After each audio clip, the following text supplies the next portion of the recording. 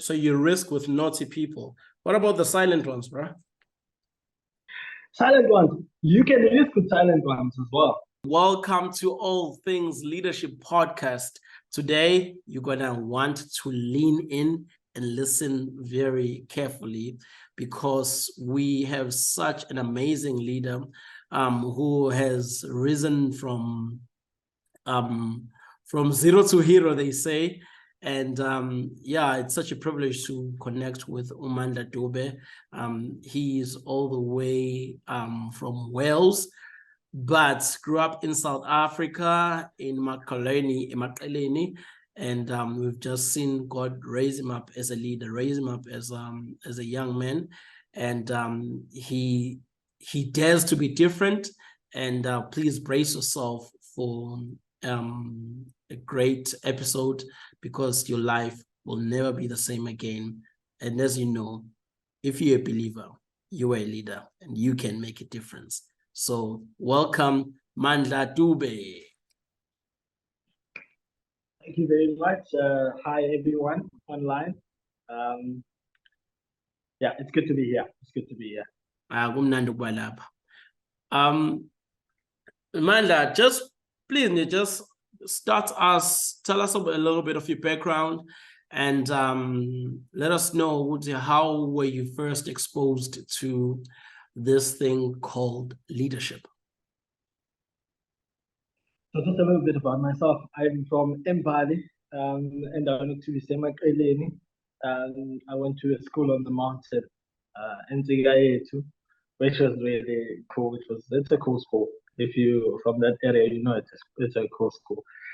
So yeah, that's my background. I have a mom and two siblings. Abahlala khona eMaqeleni. Yeah, so that's where I grew up. That's my hood. I grew up in those streets. Sidlala imigaraji lapha eMaqeleni, silimala, sishaye idudla ngemigaraji. Yeah, it's been really cool. So that's where I come from. That's where I grew up. Sithenga iqeda yonke leyo nto leyo. Ongayenza ebushini, ogoslow, obamfoqo. Yeah. So yeah. Sure. That's my background. So I think the first time I was exposed to leadership in my life was I think when I became a believer, I think. When I became a believer, I remember it as clear as day. So we came to Esontweni with some of my friends, and so they were building a team Esontweni for people who are going to do kids ministry. And I remember this very clearly. The people that got the T-shirt that was written the name of the children's church were the people that were leaders. They specifically said that they will only give them to leaders. And I don't know, by God's grace, I ended up with a T-shirt myself. So that was my first the first time I was exposed to leadership, where I was someone involved me in something and they trusted me to lead and help out. Yo, that's amazing, bro. Ever since I knew you, you always knew how to speak Kisingis. You always knew how to speak English. Or did you grow up with it? What happened? How did you learn English? So yeah, I watched a lot of TV. We learned it from TV. Most of my friends and I we learned it from TV, watching TV and then learning and that's a school not teacher but see there because if you like something, you know, passionate we found I mean you get better at it, and I think that's what happened. The school helped me. I went to a good school there, FSO, a primary school, so it's a good school. It's a good school. Oh no, that's great, bro. And I know you've led different teams and been part of different teams and stuff like that. And for you, what does it take? Would you want to risk with people? What do you see in people for you to risk with them?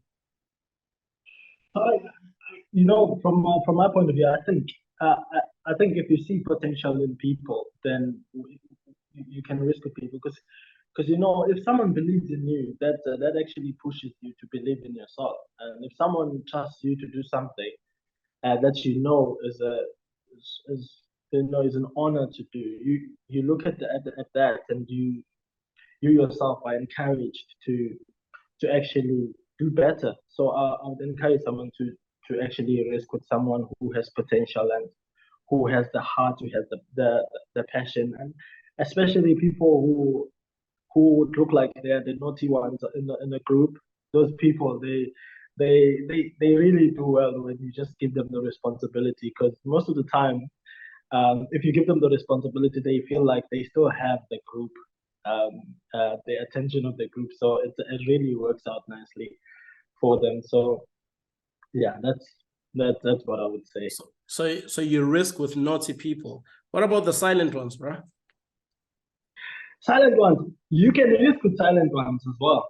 I mean, I don't. Yeah, you can risk with silent people, because some of them they just need that nudge so that they can start being maybe not as silent as they used to be, but I believe that if there's potential in someone and we call it out, it doesn't matter if they're quiet or they're naughty or whatever. But if there's potential in someone and we call it out and we believe it, we call it out with faith, and it will come out, and people will be who God has called them to be in terms of leading and things like that. Sure. Well, but bro, what if that person doesn't see their potential? Then what do you do as the person who sees potential? I think the most important thing is actually put them in positions where they will see it themselves as well. But before you put them in positions where they will see it themselves, you need to call it out of them as well. Just speak it to them and constantly tell them that, affirm.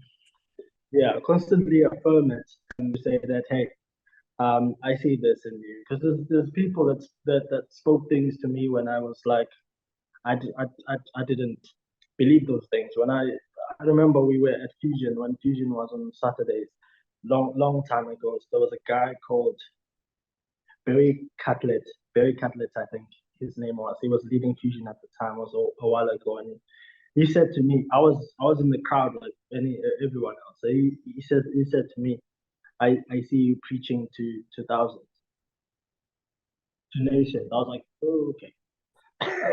That's weird. Yeah. And I was like, oh, okay, that's cool. Yeah. That's cool. Then again, a few years later, Victor said the same thing to me, and I was like, okay, it was called out until it was out, and I've had the opportunity to preach to people now. And then when I look back, I'm like, those people, they called it out even when I didn't believe it. So in terms of leadership with people as well, we can call it out until they believe it, and put them in positions where they can see it in themselves. Yo, that's cool, bro. That is so cool. I believe that you've got a lot of friends around you as well. And I remember when you had to report a certain friend who was misbehaving, and what went through your mind around that time? Would you reprimand him, and then you want to be as transparent as possible but not break the friendship? How did you go through that? So before that happened, I was in a place where I had lost a few friends in the faith, because we never said anything. We never really spoke to each other. Even when you see someone is heading to a place that will lead to their destruction, and when I saw that, and I thought of what had happened to friends, and I thought, what would happen if we actually talk to the guys? Because after losing friends, I was like, no, I'm not going to lose friends to similar situations as well. So to just speak to a friend out of love and say, you know what, this is not leading in the right direction. It's not right. And also to involve someone else because when we do it, you're not doing it to get them in trouble or something, but we want them to be helped. So that's why it's biblical to actually go to a person, then go to a person with another person, and to be able to solve the matter. So yeah, of course, it's a bit uncomfortable, it's a bit awkward sometimes, because you thinking this thing might jeopardize a friendship. But if you think way past that and you think, what about them? If I leave them, it will jeopardize the friendship anyways, because they would go to a different place and they would mess their lives or anything like that. But it's not an easy thing. When you actually have to do it, but it's necessary because it shows that you care about the person and you love them. You want what is best for them as well, and yeah, you want to help them. That's cool, Dube. So you're saying when someone is not doing well, you speak to them with kindness out of love, but you also want to be accountable. So you bring another leader that will help you to break such news to this friend of yours. That's cool, bro. I remember the time you were thoroughly unemployed, right? And you used to pitch up at the church almost every day, and the struggle was real. And maybe you can just take us a little bit back and let us know what was happening through your mind as a leader, because at the time I remember you were leading a couple of projects with us as well. And what did it look like in your own world? It was quite a hard time in my own little world as well. But one of the things that I think kept me sane is actually being part of something greater than myself. Because it gives you some form of meaning. I don't want to lie, it's a hard space to be in, where I was helping out and things were working out, but when it comes to a personal level, it was like a real struggle. And I remember. So your leadership world was going well, and your personal world economically was not going well. Yeah. Right. So it was like one thing was working out nicely, while the other part was not as nice. I remember it was a hard place to be, because whenever money will be involved in the conversations, you'll be like, you'll shy away from it. You wouldn't want to be there because you're thinking, I'm not going to be able to contribute if people are doing this. It was really hard, and it was like a really rough time for me during that time, because you get to a point where you go to God, you're like, God, so you only listen to the things that I pray for. Other things you don't answer my personal prayers, and it was a bit of a struggle, I must say. But I think one of the things that I was grateful for is that I had people around me during that time, and I spent a lot of time with them. I'll leave home early and come back in the evening, and the people that I was surrounded by were very positive people, and it was very encouraging to be around them during that time when it was difficult in terms of finances, but it was also working out in terms of leadership with the projects that I was involved in. It was a very interesting time. To be in. But maybe just speak to someone who's maybe in that position right now. They are part of a certain project, but financially things are not going well per se. And how would you encourage that person? How do they navigate through that period right now? What I would say is that we serve a living God. We serve a living God, and if I would answer this question without looking at the element of faith, it wouldn't make sense. But it's all about trusting God, and also being in a place where you're able to see the goodness of God, even though you are in that position where you are, but to be able to receive other things that are good around you, to see the other good things that are there as well, and also to So an volunteer attitude of yourself. gratitude, being grateful for what you have. Yeah, Okay. yeah, Okay. yeah. Being grateful for what you have, and also like I know people don't like volunteering, but volunteering will help you as a person to volunteer. If you are in a place where you don't have work, but there are places that need people to volunteer. Just volunteer yourself out, and you see what can happen from that. Yeah. Because if you sit and do nothing, your brain sits and does nothing as well.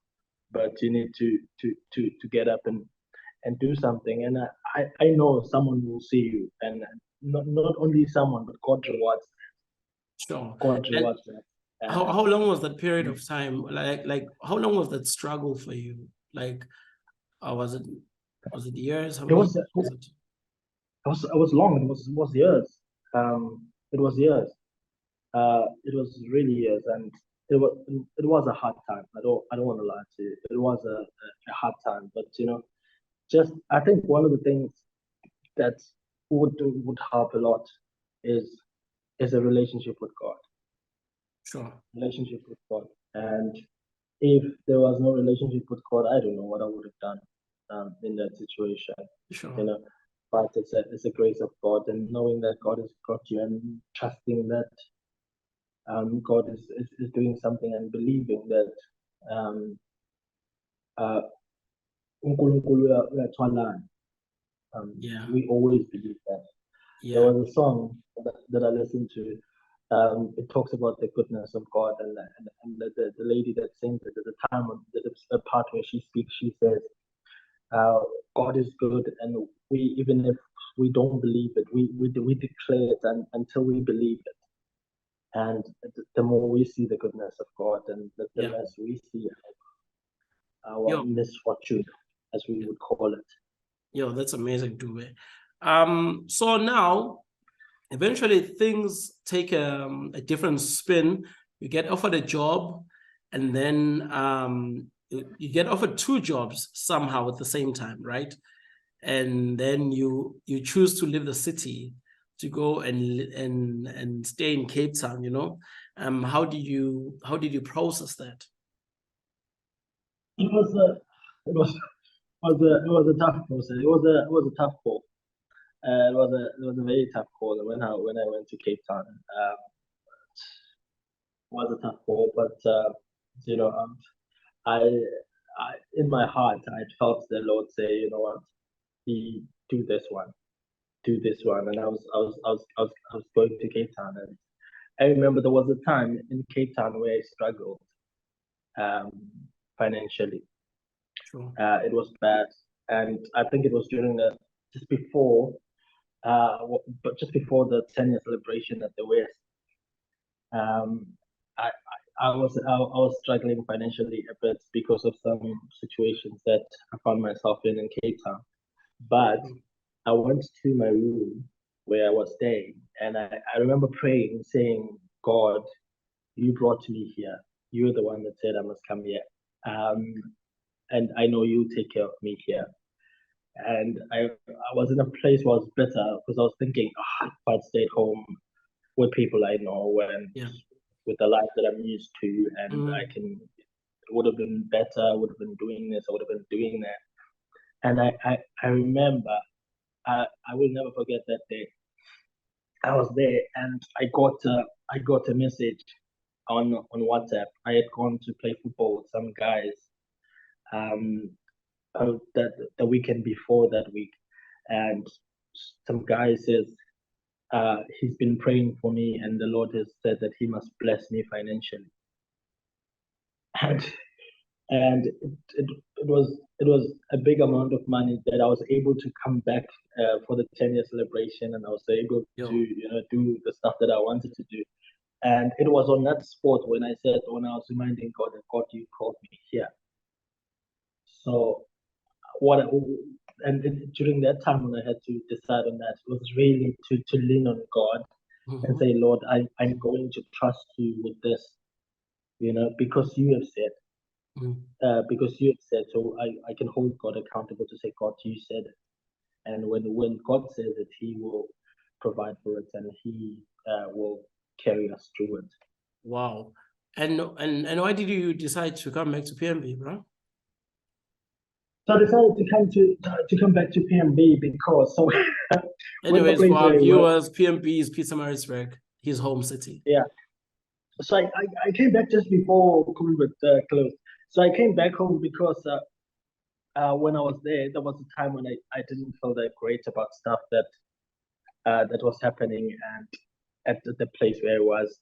And so I was like, you know what, I'm going to head back home for a bit. I told the guy who was in charge that I'm going to head back home, and because of some situations there. And then I came back home. And did you immediately join African Enterprise? Yeah, just after COVID, just before COVID things ended, and yeah, I joined African Enterprise during that time. It was it was crazy. It was crazy how the Lord orchestrated that. Because at the time they were looking for someone who had a driver's license, and I didn't have a driver's license, so I knew when I went for the interview, I was like, yeah, I'm just going here so that I know that the African Enterprise team, the Foxfires, they travel around the SADC countries, and they go to different cities to preach the gospel and change people's lives. Just maybe tell us about maybe some of the leadership lessons that you have learned from being in that space. I think from leading in that space is that to learn to lead people who are not in the same how I want to say this in a nice way. People who are not in the same place in terms of their journey with the Lord as well. But to be able to lead them in their growth with with getting closer to God and reaching the nations together. I think that taught me a lot, because you get people from different churches that believe the gospel in different ways and may say things differently. To be able to work together to communicate the message of Jesus Christ together and to even live together, because I lived with the team when I was there. I think it taught me a lot to be able to lead someone, even if we when we walk together in a way that will benefit them as well in their growth and stuff. Sure. And that time you met someone special, eh? Yes. That's where I met my wife. So I'm really grateful to African Enterprise. If anyone from African Enterprise is watching, I am grateful. Yeah. For African Enterprise. So now you got a life because you got a wife. Yes. Yeah. So yeah, that's amazing. But how did you navigate this thing of getting married to someone of a different race, and how did you process that as a leader with all this family shandises that we go through? It's difficult even with people within the same culture, but for you it was difficult. Yeah. So for me, I think I was very fortunate that in my family, as soon as they found out that I was saved, they inside them they knew that things with me would work out differently. I think they just accepted that. My family accepted that, and I used to be vocal about it in a way that's respectful, of course, to say I'm a Christian. I would do things differently, and in terms of everything. So I said to them that this is what I'm doing. This is what's happening, and this is what's gonna happen because of one, two, three, and yeah, and it wasn't that hard for them to understand it because they've seen it earlier in my life when I gave my life. I mean, I gave my life to the Lord like 14, 15 years ago, and they had seen how I've lived it out in front of them as well, which I think is important. Like I would like to say this, that especially for young people that come from homes that where their families are not saved or Christians, to be careful how we model this Christianity in front of them, because if we respect the fact that we are believers and we live in the way that shows that we are believers, it will impact them in terms of them treating us. Because if we live the way that we actually also show that we don't respect what they will never respect it. Sure. You will say, "Oh, I don't do this because I'm saved." They'll say, "But you do this that other saved people don't do." Yeah. So to just be careful to try and live it out, and because it will help you along the way if you're very straightforward with how you live, and they can see like how you live in terms of that's good. So now I know that I'm talking to you in Wales. How did that dream come about, bro? Yeah, so it's quite crazy. When I was like, I think I was 21. I was 21. I I, I was just praying. I was praying, and I had this thing about Wales in my heart, which was 10 years ago now. I think I had it in my heart where the Lord said something about Wales, and the crazy part was that I didn't know a lot about Wales except the things that maybe you can Google and stuff like that. I didn't. So I had that in my heart. And what had happened was, I felt it, and I prayed a bit about it, and then I just left it. It was just such a far-fetched thing to even think about. And so I carried on with my life. Um, I lived. I did what I had to do, and I remember we were at an elders planning at church, and we were asked what's on your heart. What's on your heart? What have you been praying for? I was just there. I was invited there. So I was asked what's on your heart, and we had to write it down. And I wrote that Wales was in my heart, and it was, I can't remember what year it was 2018, somewhere there. But yeah, so life carried on, and then I went to Cape Town to be with an organization called PACE.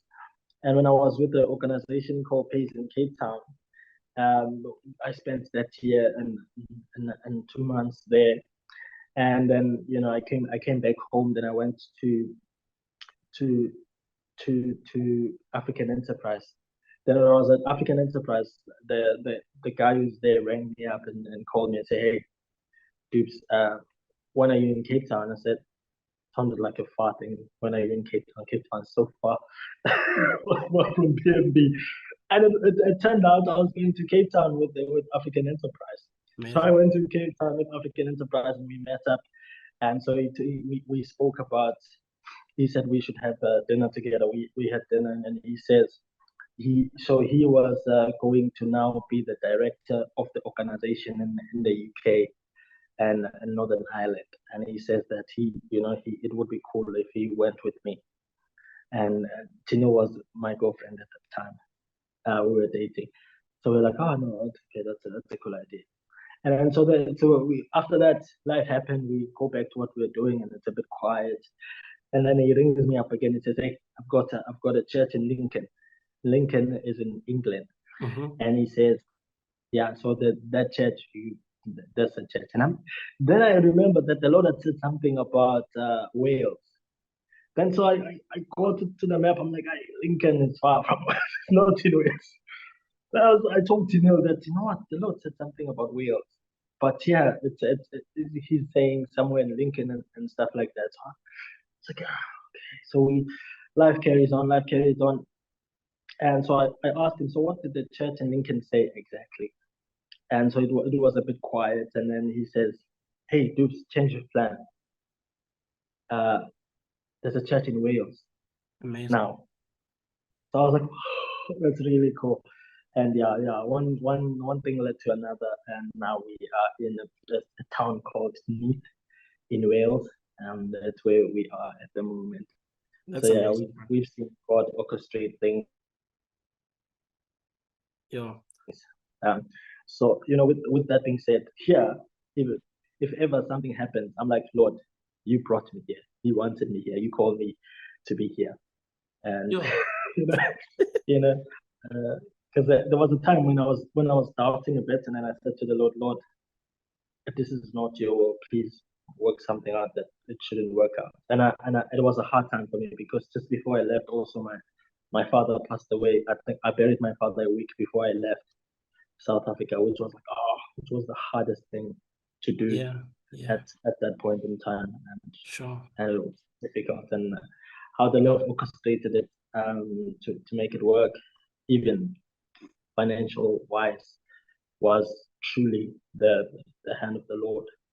What do you do there that is different from South Africa? What do you do in Wales? What are you up to in Wales? What do I do in life in Wales? Um, uh, so here I work for an organization that works with the church. Okay.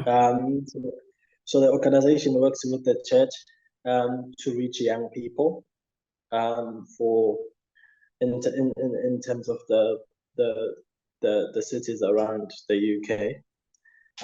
So yeah, that's what we do. So at the moment we've had the privilege of relaunching a youth group in the church where we are, and it's been interesting. It's been interesting. What's the So culture difference? What's the cultural difference between Europe and Africa? um, Africa, it's easy to do the gospel. It's easy. This side, it's not as easy as Africa. And I remember I went to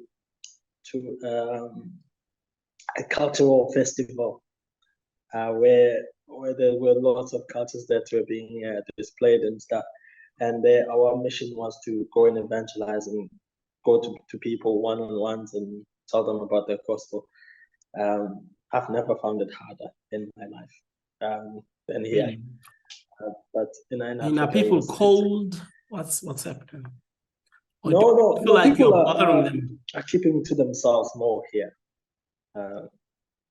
It's not like in back home where people are, you can strike a conversation wherever and things happen. But yeah, people are keeping to themselves more, I think. Yeah. Yo. And what's your plan for developing leaders over there? Because obviously different culture, different context and stuff like that. What does that look like for you? What's your leadership development plan? Because it's a different context in the UK. What does that look like for you? So for us, this side, it's most of what we actually do with the organization is leadership through discipleship. Mm-hmm. So working with the people here, with the young people here, which has been uh, working nicely for now, which is very positive. Because we've got like quite a big group of young people that we work with here. Like on our first Friday that we started, we had 6, and it was That's a good it start. was yeah, it was a good start. And then the following week we had 17 kids, so it was it was quite cool. So it's building a relationship with them, with the kids, with the youth, building a relationship with them, and also introducing them to being involved in stuff. That's how I was roped into being raised to be able to lead. I remember the first thing that we got to do was we were given a task to make juice and to make sure that there was juice at the church. And we were very excited about that. We looked forward to go and make juice on Friday for the youth. And I remember with a friend of mine, he used to take this ice cream tub and fill it with water and ice it up at his house. And so that when we get to church, we come there with the big ice and people can have a nice cold juice on a Friday night. It's fantastic. So yeah, for us here as well, it's just rope them in and have them do stuff with us, because we're more about, the organization is more about experiential discipleship, where we experience stuff together. If we're going out to speak to people, we go out together to speak to people. That's amazing, Dube, bro. Maybe just lastly, can you just speak to us about courage, being people who are risk takers, people who dare to believe there is more, who dare to believe bigger things, who have vision, and just speak to us about courage and taking risk and daring to believe as a leader. What would you say about that? Well, I love the fact that as we're talking in terms of like, as we are believers, that everything that we get to do is faith based, and we just trust the Lord, and I think that the one element that makes things to work out nicely is the fact that we believe that God can do it first.